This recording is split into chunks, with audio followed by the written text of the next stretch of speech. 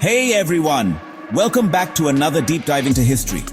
Today, we're diving into a major historical showdown, the Opium Wars, a series of conflicts that had far-reaching consequences. These conflicts, which happened in the middle of the 1800s, saw the British Empire going head-to-head with China, a clash that would reshape the world. It was all about trade problems, culture clashes, and a powerful drug called opium. The British were eager to balance their trade deficit with China by exporting opium, leading to widespread addiction. The results changed China forever, shifted global trade, and really shaped how the East and West interacted. The wars forced China to open up to foreign trade and ceded Hong Kong to Britain. These wars showed how world power was changing. The balance of power was shifting, and the British Empire was expanding its influence across the globe. The Qing Dynasty, once top dog in Asia, faced a rising British Empire powered by the Industrial Revolution. The technological advancements of Britain gave them a significant edge. The trouble started brewing in the trading ports of Canton and Macau. These ports were the epicenters of trade and cultural exchange, but also of growing tensions. British traders, wanting a piece of the Chinese market, ran into strict rules. The Chinese government imposed heavy restrictions on foreign trade, frustrating the British. Then opium arrived, and everything went sideways, leading straight to war. The influx of opium caused widespread addiction and social issues, pushing China to take drastic measures. So, what was the big deal between Britain and China? Why did these two powerful nations clash so intensely in the 19th century? It boils down to money.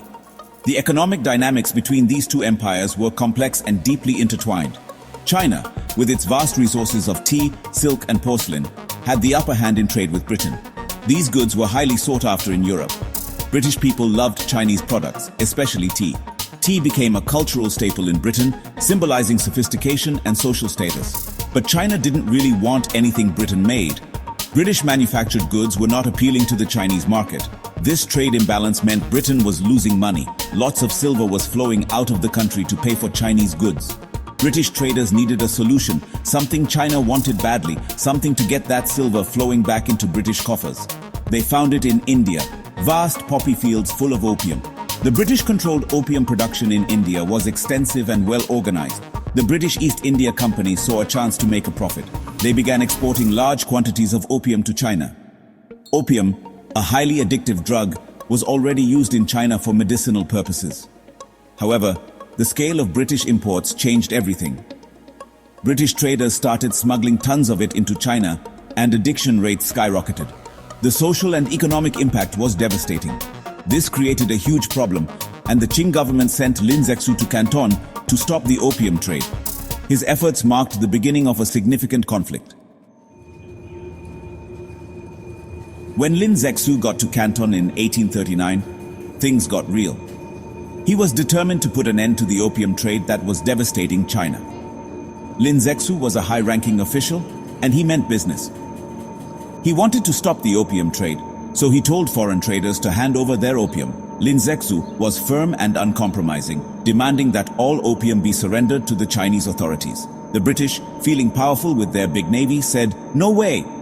They believed their naval strength would protect their interests and refused to comply with Lin Zexu's demands. Things got heated, and Chinese officials seized and destroyed over 20,000 chests of opium. This bold move by Lin Zexu sent a clear message that China would no longer tolerate the opium trade.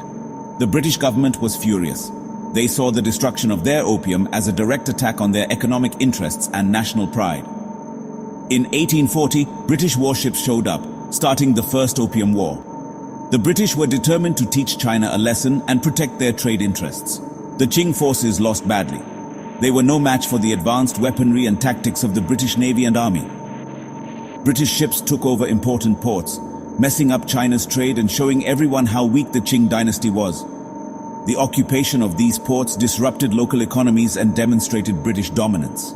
The Treaty of Nanking in 1842 forced China to give up Hong Kong, open more ports for trade, and give special rights to British citizens.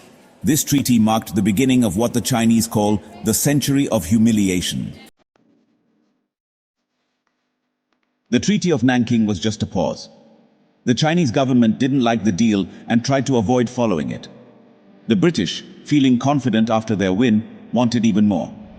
The Second Opium War started in 1856 because of a ship called the Arrow.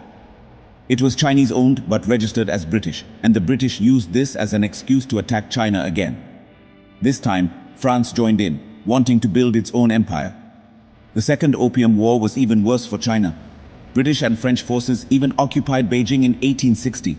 The war ended with the Treaty of Tianjin and the Convention of Beijing, giving even more power to Westerners in China. The Opium Wars were a huge turning point for China. It was the start of a period of decline and foreign interference. The Qing dynasty was weakened. They couldn't protect their own country. The unfair treaties forced on China allowed foreigners to do whatever they wanted and take advantage of the Chinese economy. Opium addiction got worse, making people poorer and leading to corruption. The Qing government was dealing with rebellions within China and the shame of defeat. It was hard for them to rule. Britain's win made them the strongest power in Asia, and other Western powers saw how easy it was to take advantage of China. The Opium Wars teach us an important lesson about what happens when different cultures clash and countries want too much. It shows how dangerous it is when empires get greedy and only care about short-term gains.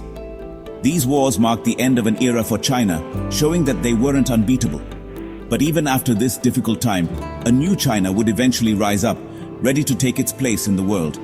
The Opium Wars were a tragedy for China, but they also sparked a new sense of national pride and a desire to modernize.